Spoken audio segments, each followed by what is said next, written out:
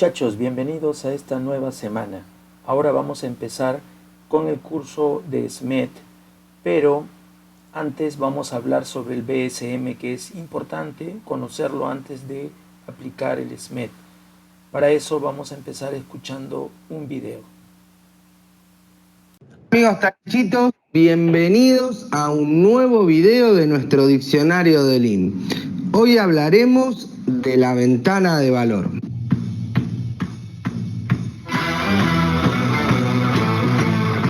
Este concepto que te voy a explicar en el día de hoy te va a servir muchísimo para que puedas identificar en tu propio proceso cuáles son las actividades que realmente aportan valor y cuáles no. Analicemos la siguiente imagen y recordemos un poco lo que ya vimos en los videos anteriores.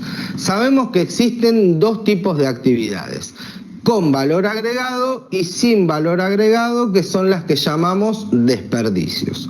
Vamos primero con las actividades de valor, que a su vez vemos que se dividen en dos tipos: las necesarias, que son aquellas por las cuales nuestro cliente está dispuesto a pedir o pagar, y que por lo tanto son las que debemos maximizar. Es decir, que son esas actividades a las que le debemos prestar mayor atención porque son importantes para el cliente. También tenemos otro tipo de actividades que no son necesarias pero que agregan valor. Y aunque esto puede confundirte un poco, no te preocupes porque es bastante fácil de entender. Este tipo de actividades están generalmente relacionadas con la innovación. Y esto pasa porque justamente el cliente no sabe que necesita o le interesa esa actividad. Un ejemplo muy clásico de este tipo de actividades son las relacionadas al área de marketing que buscan crear una necesidad en el cliente. Ahora vayamos por todo lo contrario, por los desperdicios, que son esas actividades que no agregan valor al cliente. También vemos que se dividen en dos tipos: las que no son necesarias, es decir, que son puro desperdicio y que por lo tanto las debemos eliminar casi por completo. Pero también tenemos otras actividades que sí son necesarias. Y acá te podrías confundir de nuevo. ¿Cómo es que existen actividades que no agregan valor pero que son necesarias? Y sí, aunque parezca un poco raro, es así. Existen ciertas actividades que, a pesar de que no agregan valor, son necesarias para el proceso. Un ejemplo de este tipo de actividades son las relacionadas al manejo de la documentación, a las inspecciones o a los puntos de control que tengamos en un proceso. Esto quiere decir que son importantes para la gestión del negocio, pero no tanto para el cliente. Y por eso decimos que son actividades que debemos minimizar al máximo posible. Ahora que ya aprendiste este concepto de la ventana de valor, estás en condiciones de identificar los desperdicios en tus propios procesos. Sí, bueno, creo que está claro, ¿no? Hemos hecho una subclasificación de las actividades que agregan valor y no agregan valor. Dentro de las que agregan valor están las más importantes, que son las que el cliente está dispuesto a pagar, y están otras que aparentemente no son tan necesarias porque no está claro el tema de que el cliente pague por ellas, pero sí en realidad se necesitan en todos los negocios, como la innovación, el tema del plan de marketing, que está orientado a generar a futuro mayores y mejores ingresos. Luego están las actividades que no agregan valor, que también se dividen en necesarias e innecesarias. Definitivamente aquellas actividades que no agregan valor y son innecesarias hay que eliminarlas en lo posible completamente. Y hay otro grupo que podría confundir un poco, que no agregando valor son necesarias, ¿no? Y creo que vimos también en la primera sesión algo de eso, es decir, una inspección que pronto todavía no estamos en condiciones de eliminar, y entonces mientras estén ahí, o sea, mientras tengamos esa limitación lo tenemos que hacer, es parte de la gestión, pero en definitiva eso no agrega valor al cliente, pero lo tenemos que hacer. Entonces, identificado ese tipo de actividades, tenemos que minimizarlas para generar un menor impacto económico, ¿verdad? Ahora, ¿lo tienen claro, muchachos, esto que acabamos de repasar? ¿O queda alguna duda? Está claro, yo creo. Perfecto. Hola. Bien, entonces vamos a hacer un Value Stream Map, digamos, no de manera completa, porque no es el objetivo del curso, porque si lo queremos hacer de manera completa, tendríamos que hacer el BSM actual y luego tendríamos que analizarlo y eliminar hasta donde se pueda todas las actividades que no agregan valor. Y para eso hay una serie de herramientas, entre las cuales está el SMED, pero también hay otras como el Kanban y una serie de acciones adicionales que ya escaparían del objetivo del curso. Entonces, aquí nos vamos a centrar fundamentalmente en hacer un BSM sencillo para empezar y luego en ese BSM identificar cuáles son las actividades que no están agregando valor relacionados con el tema que estamos viendo, ¿no? Porque ya en este momento sabemos utilizar las 5S, sabemos o vamos a repasar el tema del SMED. Entonces, fundamentalmente nos vamos a enfocar a esas dos herramientas que pueden ayudarnos a resolver problemas de desperdicios, ¿no? De partida, como digo, vamos a construir este diagrama. Ahora, siempre la pregunta que se formulan todos es si es posible implementar un BSM a cualquier empresa. Y bueno, la respuesta no es tan fácil de responder, pero eso depende de cómo lo vayamos adaptando también a la situación en particular. Es decir, si bien es cierto, algunos conceptos son los mismos, las herramientas son las mismas, a veces hay que irlas adecuando un poco a cada caso, ¿no? Según sea lo que se esté analizando. Y no existen, en general, creo, unas soluciones, digamos, mágicas que se puedan aplicar exactamente en todos los casos, ¿no? Ojalá fuera así, pero normalmente no es así. Pero eso, como digo, no es tan importante en la medida que nosotros tengamos claro cuáles son los principios y los sepamos utilizar. Bueno, para hacer este BSM, que es el primer paso que estamos nosotros planteando, tenemos que ser metódicos, tenemos que hacerlo de manera secuencial y tenemos que tener el consenso de las personas involucradas y tenemos que conocer las metodologías y técnicas que estas herramientas necesitan para poder ser ejecutadas. Entonces, ¿cómo empezamos? Como dije, ¿no? O sea, vamos a empezar tratando de resolver estas actividades que no agregan valor primero, utilizando lo que acabamos de aprender en el contenido de este curso. 5S es SMED. ¿Se pueden hacer más cosas? De hecho que sí, ¿no? Lo acabo de comentar. Este BSM es muy útil porque es una herramienta gráfica muy sencilla de interpretar. Si bien es cierto, toma tiempo conseguir la información, pero tampoco es que es muy complicado conseguirlas, ¿no? O sea, solamente nos va a tomar un poco de tiempo. Y luego, cuando veamos el resultado plasmado en la gráfica, nos vamos a sorprender de cuánto tiempo en realidad desperdiciamos para un pequeño tiempo que solamente se agrega valor. Esto que nos sorprende, al final también es una oportunidad porque al ver tanto tiempo perdido en actividades que no agrega valor, nos presenta claramente una fuente de mejoras. La simbología que se va a usar es muy sencilla. Está esto que parece una representación sencilla de una fábrica que en general va a representar o al cliente o al proveedor, ¿no? Que generalmente son dos empresas, ¿no? Uno que produce algo y otro que te provee materia prima. Luego está la representación de un proceso, que es un rectángulo con una personita estilizada, claro, está en una esquina, como lo ven, que es un círculo más una curvita, ¿no? Que básicamente la curvita son los brazos del operador y el círculo su cabeza, como una imagen de planta de una persona. Y esto representa el proceso. Después el triángulo, que representa el inventario, que de hecho es un inventario en la mayoría intermedio de un proceso a otro. En la mayoría de las empresas ocurre esto.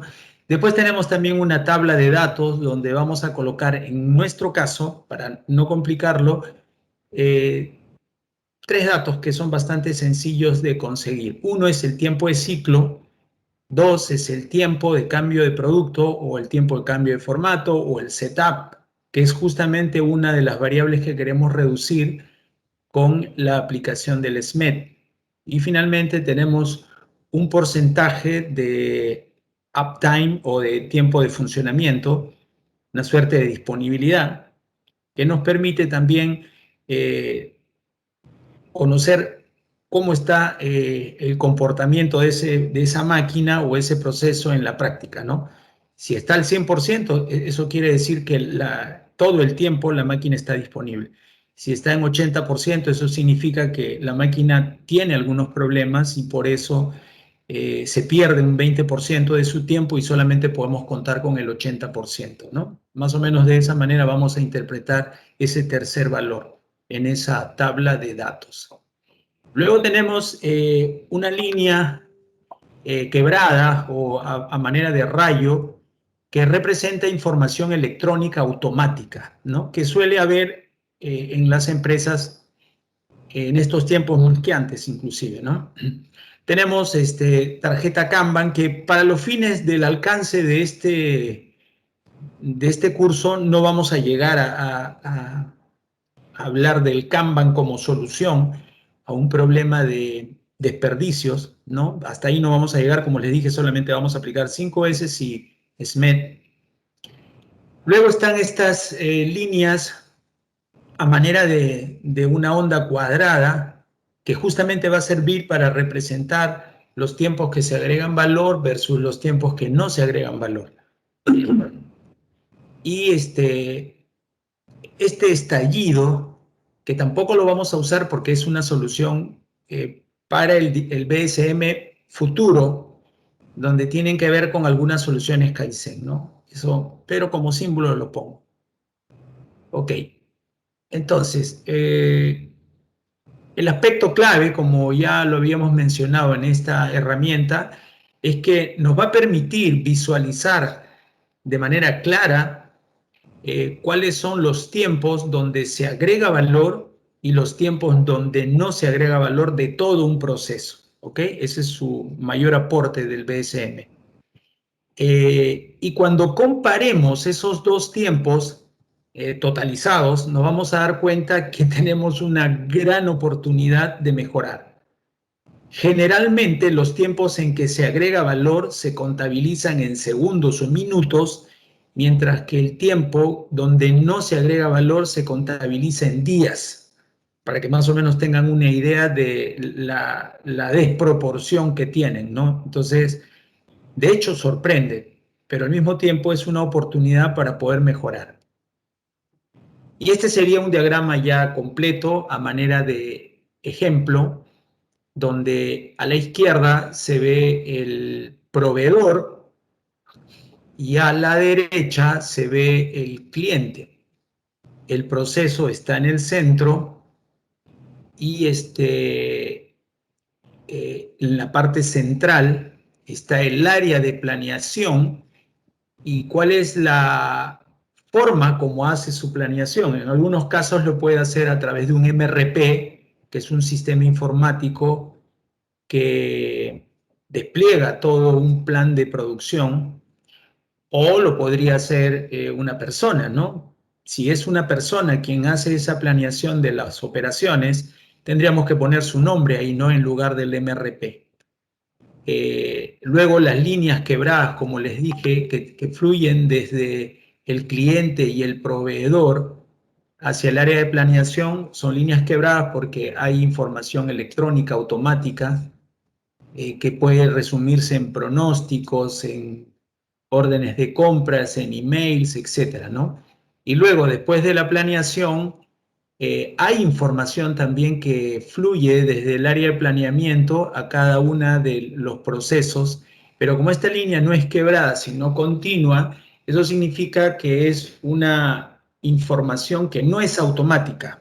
Puede ser electrónica, pero no es automática. Quiere decir que alguien manda el correo, alguien lleva un documento, cosas así. Por eso es que ya no se usa la línea quebrada, ¿no? Y el recuadro central dice, lo que nos está diciendo es que la programación es semanal. Y luego vamos a ver cómo se van llenando los datos y cómo hacemos el resto del trabajo para interpretar o terminar de interpretar este BSM.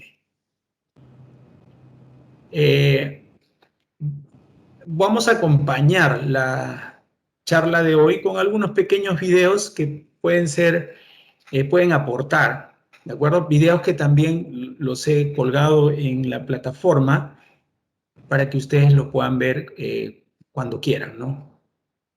A propósito, después de un momento más, cuando ya todos se hayan colgado, vamos a revisar este tema de su acceso, porque Vania me comentó que habían algunos problemas y bueno, sería bueno resolverlos para que ustedes puedan no solamente ver los videos de las clases anteriores, sino de bajar información adicional que yo estoy compartiendo en esa plataforma.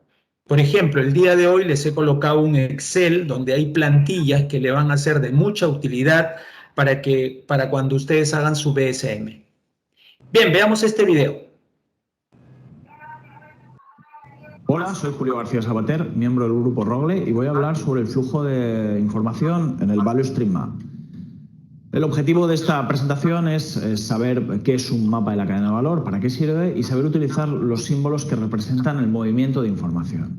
Para ello haremos brevemente una introducción, luego veremos los símbolos y finalmente unas conclusiones.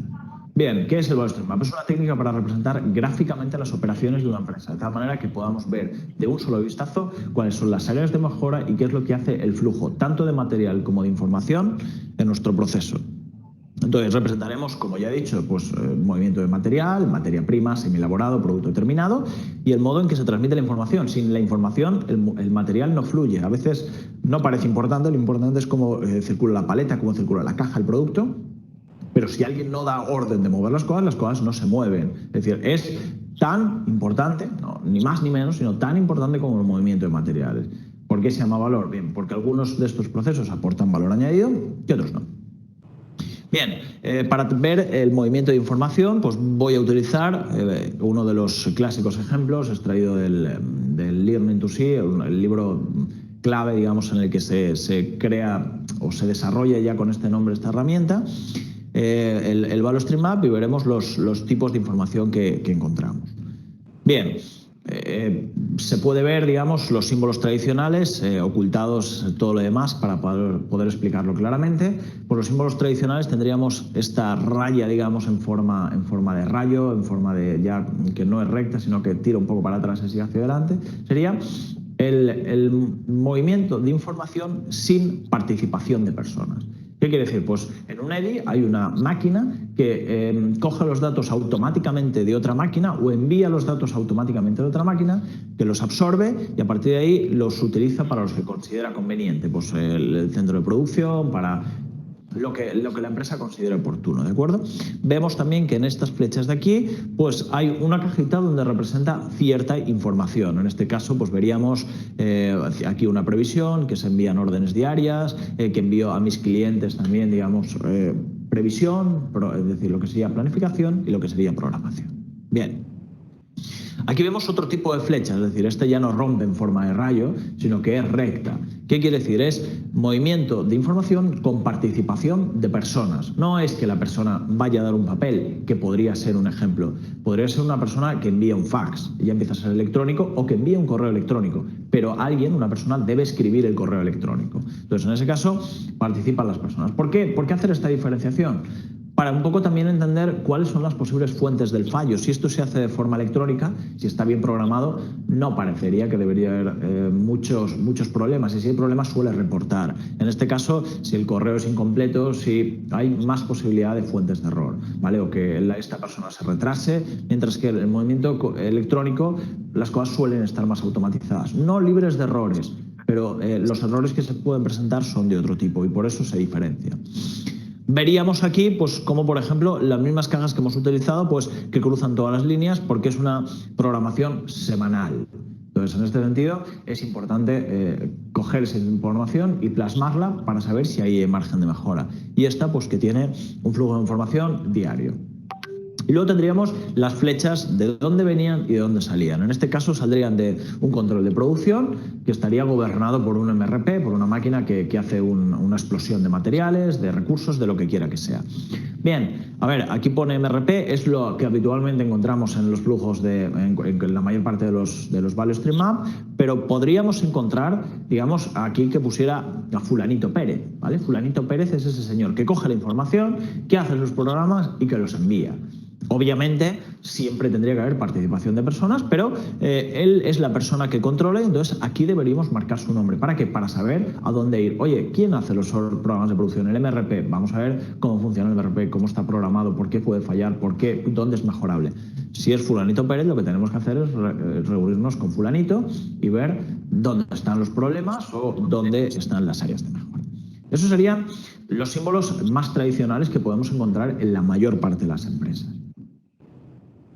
Ok, entonces ya tenemos claro cuáles son los símbolos básicos. Ahora vamos a ver paso a paso qué es lo que tenemos que hacer para poder hacer nuestro primer BSM. A ver si alguien me ayuda a darle pase a los que están ingresando. Creo que lo pueden hacer cualquiera, así que para así no distraer la clase. Ok. Bien, entonces el primer paso para hacer un BSM es capacitar a la gente, ¿verdad? Que de alguna manera lo estamos haciendo ahora, ¿no? De manera básica, pero suficiente como para hacer un primer diagrama. Lo otro que es importante, hay que formar un equipo para hacer este BSM que debería estar oscilando entre 3 personas y 6 personas. No más de 6, no menos de 3. De hecho, una de esas personas tiene que conocer la herramienta y facilitar toda la información que se requiera para poder complementar el proceso. Los demás tienen que conocer el proceso, es lo ideal. Estas personas seleccionadas deben ponerse al frente, o sea, deben estar al frente con un líder que los ayude y los motive a hacer el trabajo, ¿verdad? Y bueno, es importante el manejar esta herramienta porque es una herramienta básica del TPS. Y recuerden que lo que les comenté en la primera sesión cuando pusimos la casita esta del TPS, dijimos también de que el sistema TPS ha sido una genialidad creada por Taiichi Ohno, que lo que busca es lograr que la empresa funcione como una suerte de cuerpo humano, ¿no? Todos sabemos que el cuerpo humano tiene varios sistemas que coexisten en nuestro organismo, ¿no? Por ejemplo, tenemos un sistema autónomo que nos permite respirar, seguir bombeando sangre aun cuando estamos dormidos. Tenemos un sistema inmunológico, etcétera, etcétera. Bueno, el TPS también tiene su sistema autónomo que responde sin que necesariamente los mandos medios tomen una decisión o se enteren de que algo está pasando. Si fuese así, sería una respuesta muy lenta, ¿verdad? Así que todas estas herramientas están pensadas para actuar de manera sistémica, no aislada, ¿de acuerdo? Puede ser que ustedes vean la utilidad en una de ellas de manera independiente, sí, pero si solamente aplican esa herramienta y desconocen el resto con las cuales esta herramienta hace sinergia, entonces el efecto que van a conseguir es bastante discreto cuando en realidad podría ser mejor. Entonces, el hacer un BSM nos permite ver de manera integral cuál es la magnitud de las actividades que estamos desperdiciando porque no están agregando valor para luego, de manera sistemática y ordenada, empecemos a trabajar con aquellos procesos o productos donde haya mayor desperdicio, ¿no? Que sería lo lógico. En el segundo paso, tenemos que seleccionar precisamente el proceso sobre el cual vamos a hacer nuestro primero BSM. Acuérdense que yo puedo hacer un BSM en cualquier planta, en cualquier proceso, involucrando a una familia de productos, ¿verdad? Entonces, si su planta es bastante compleja y tiene varios procesos, varios productos y familias de productos, entonces van a tener que hacer una selección primero, ¿no? Porque de lo contrario van a comenzar a trabajar en muchos BSM cuando en realidad hay algunos que son más críticos que otros y por ahí deberíamos empezar. Entonces, una de las cosas que se puede hacer es sencillamente aplicar Pareto para ver cuáles de nuestros procesos o productos tienen mayor impacto en los resultados del negocio, ¿no? Es una forma de analizarlo. La otra manera es tener en claro cuáles son nuestros procesos y nuestros productos y podemos ordenarlos como se muestra aquí en esta tabla, ¿no? Por ejemplo, en la primera columna están los criterios de selección. Es decir, yo puedo hacer un BCM según tipos de productos, según mercados, según clientes, según volúmenes de venta, según tipos de proceso, y podría involucrar a diferentes familias de productos, ¿no? Ya ustedes van a tener que elegir cuál es la manera correcta de enfocar esto, como digo, para que al final lo primero que hagan tenga mayor impacto en los resultados, ¿no? Es lo que se espera. Ahora, si ustedes quieren trabajar mejor este tema, lo que pueden hacer también es hacer una matriz de proceso. Eso los puede ayudar a entenderlo mejor. Y cuando se dice, por ejemplo, que hay una familia de productos, se dice que hay una familia de productos cuando varios productos utilizan, o sea, idealmente todos los procesos o por lo menos una buena parte de ellos. Si hay un grupo de productos que usan el 70% de todos los procesos o más, eso podría considerarse como una familia de productos. Y lo ideal es identificar esa familia de productos para hacerle el BSM y de esa forma conseguir un resultado que sea más significativo. Y la manera como ustedes pueden identificar eso es muy sencilla, hacer una matriz como la que se está viendo en la imagen, donde en las filas de arriba están los diferentes productos y en la parte izquierda están los procesos. Entonces ustedes marcan con una X aquellos procesos que involucran ciertos productos y ahí donde haya mayor concentración de X, como dije, mayor al 70% podríamos estar identificando una familia de productos, ¿no? En el ejemplo serían ABC, que son los que tienen mayor coincidencia de los procesos y por lo tanto podría ser considerado como una de las familias a las cuales yo voy a analizar en mi BSM. Los otros usan poco cada uno de estos procesos, ¿no? Entonces, esto es un ejercicio que habría que hacer para poder elegir a la familia más importante. Una vez que ya tenemos seleccionada la familia de productos a la cual le vamos a hacer el BSM, tenemos que levantar datos. Eso es inevitable. justamente para ese proceso de levantar datos, yo les estoy adjuntando un Excel que dentro de unos minutos se los voy a mostrar para que ustedes lo puedan utilizar al momento que hagan su BSM, ¿no?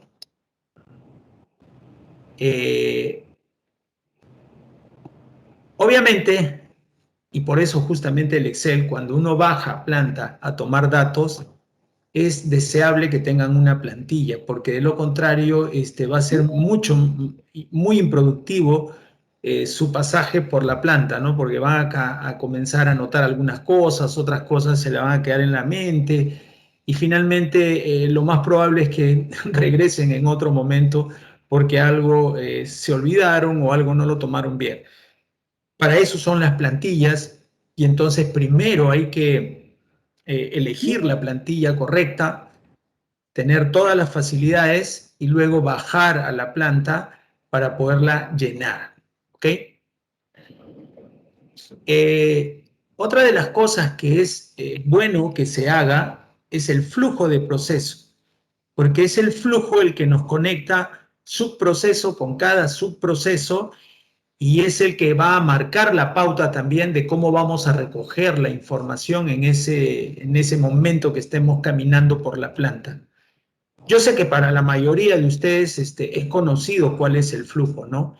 Pero como se trata de una herramienta gráfica, al final tienen que hacer ese diagrama para que quede registrado en este documento, ¿ok? Y bueno, lo siguiente es caminar por la planta, ¿no? Y en este punto es deseable que baje todo el equipo que está haciendo el BSM y juntos comiencen a levantar información.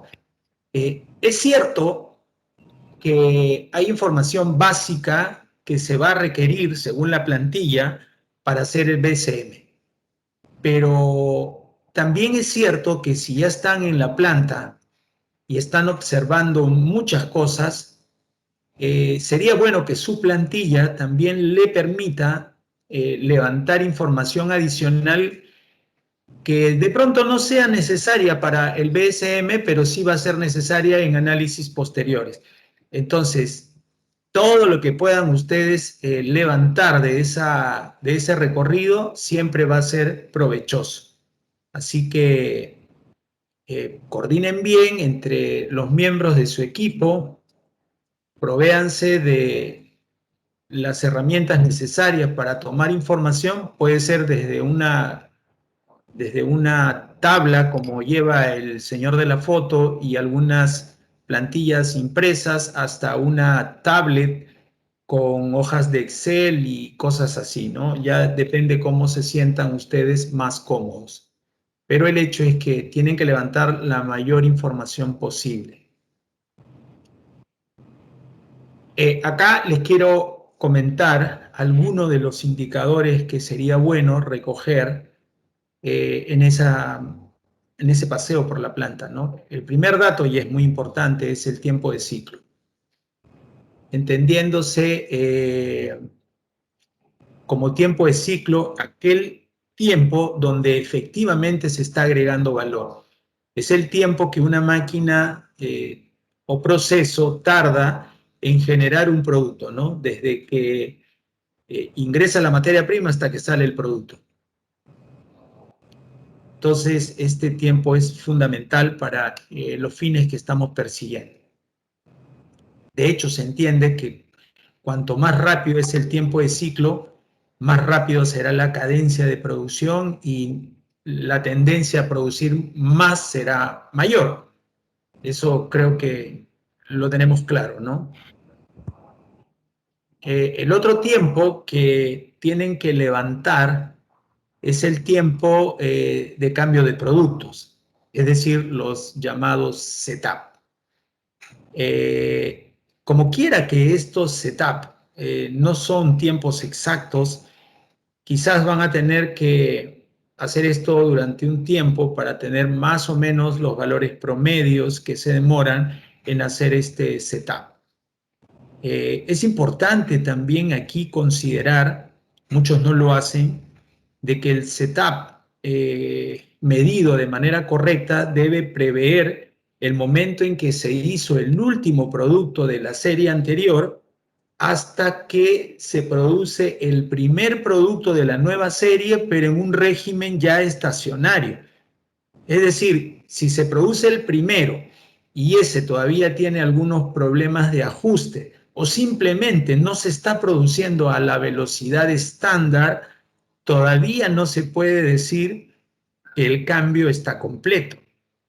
Haría falta esperar un tiempo más hasta que la producción se normalice. Y en el momento que la producción se normalice y salga el primer producto normalizado, hasta ese momento se debe considerar que tardó ese setup. Muchos no lo hacen y tienen setup que son un poco más cortos cuando en realidad el tiempo involucrado es mayor. ¿Ok? Entonces hay que tomar cuidado de levantar bien esta información. Y el otro tiempo que ya lo comenté, que es importante, es el tiempo de funcionamiento. Algunos le llaman uptime en inglés, también le llaman tiempo de operación, que es el tiempo donde efectivamente la máquina está trabajando, ¿verdad? Y esto se coloca en porcentaje, entonces es como una disponibilidad. Les decía hace un momento, si ese tiempo de operación es del orden de 80%, entonces debemos interpretar como que no podemos disponer de todo el tiempo de la máquina porque hay un 20% que se pierde, ¿no? En fallas, en ajustes, en fin, cualquier tipo de problema que inhabilite la máquina para poder producir.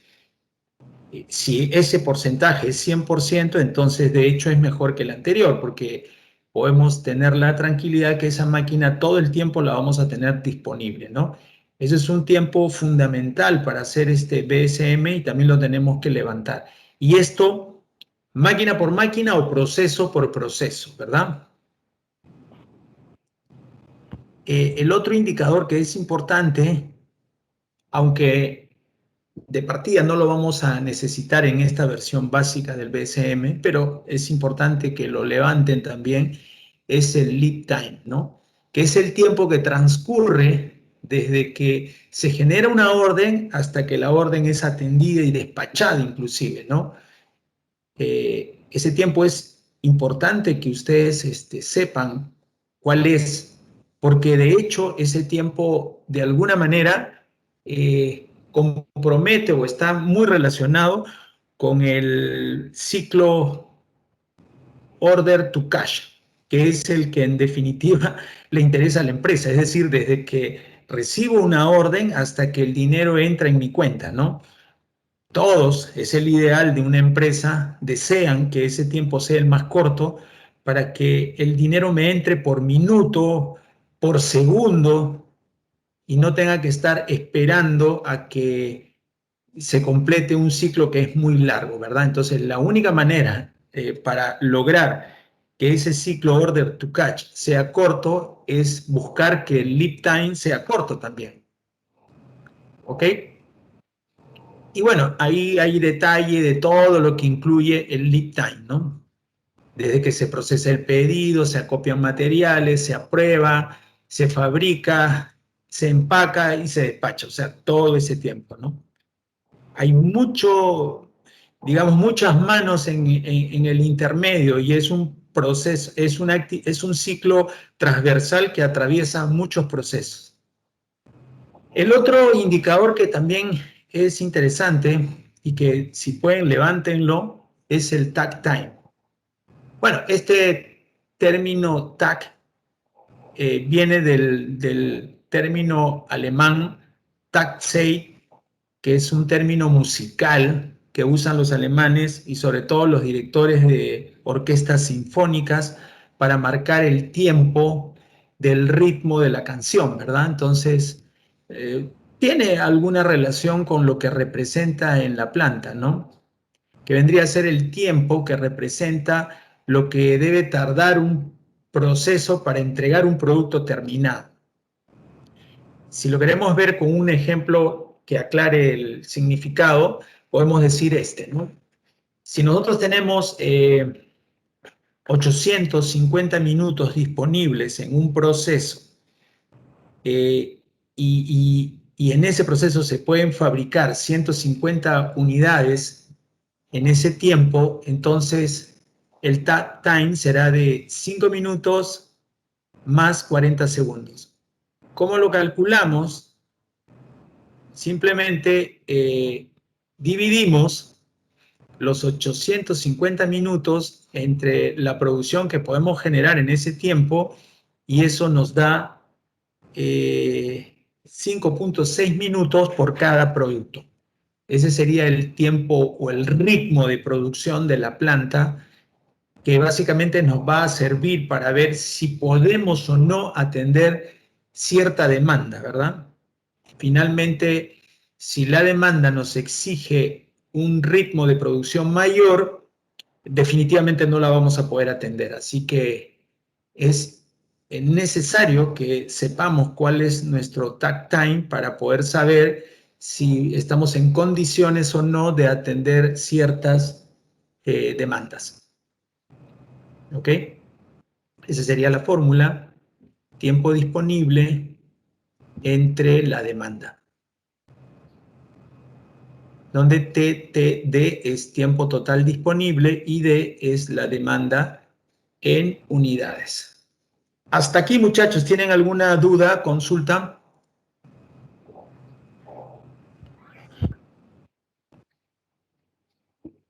No. ¿Está claro? Perfecto. Una pregunta, yo les voy a hacer una pregunta. Me había comentado Vania que ya ustedes habían hecho SMED a algunas máquinas. Entonces, quería preguntarles si ustedes hicieron algo de esto antes de elegir dónde aplicar SMED o simplemente agarraron la máquina o el proceso o el producto que consideraban crítico, ¿no? Porque siempre tenemos una idea nosotros de cuáles son nuestras rutas críticas. ¿Cómo eligieron ese proceso? El MESMED prácticamente lo aplicamos al hacer un programa de mantenimiento, ¿no? Donde antes de empezar a tocar el equipo, se ha hecho un SMED para ver qué actividades no agregaban valor al mantenimiento, como por ejemplo retirar repuestos, herramientas de almacén, y luego hacer actividades que no implicaban que pare el equipo todavía, ¿no? Y de esa forma se reducía el tiempo porque la parada solo era cuando el equipo estaba parado y todas las actividades externas que habían sido ejecutadas. Ya, eso significa que el setup o el cambio de formato allí en su planta lo hace solo mantenimiento. Como mantenimiento, ¿no? Las otras áreas también aplican, pero ya es proceso eso, ¿no? Ah, ok. O sea, es una actividad considerada como de mantenimiento, pero hay participación, digamos, mixta, tanto gente del área de mantenimiento como de operaciones. ¿Es así? Sí, es un trabajo en equipo. Ok. Una pregunta más. ¿Ustedes también calculan para esos equipos el OEE? Sí, el OE es un indicador que tenemos de gestión que lo aplica diariamente y también en un acumulado mensual y anual. Ya, ahora, una pregunta más. ¿Cómo calculan el OEE? ¿Lo calculan por máquina, por proceso, por planta? ¿Cómo lo hacen? Por línea de producción y luego por planta. Ya. Bueno, ese es un tema también que genera algo de discusión, ¿no? Porque digamos que la forma como nace el OEE en Toyota era básicamente aplicar el OEE por máquina, ¿verdad? No se hablaba de aplicarlo por procesos, entendiéndose que el proceso es un grupo de máquinas que podría ser una línea de producción, como dices tú, o peor aún hablar de toda la planta, ¿no? Y me imagino que básicamente se decía esto porque, a ver, cuando uno calcula el OEE necesita velocidades estándares o capacidad de producción estándar, cosa que en una planta o en un proceso puede cambiar en la medida que hagas uno u otro producto, ¿verdad? No es la misma capacidad en un caso que en el otro. Entonces eso ya plantea una cierta complicación en su cálculo. Sin embargo, Tukutaro Suzuki, que fue otra de las personas que trabajó mucho en el Instituto Japonés de Mantenimiento de Planta, en su libro de TPM para la industria, él ya plantea un OEE más integral, ¿no? Como ustedes lo están manejando.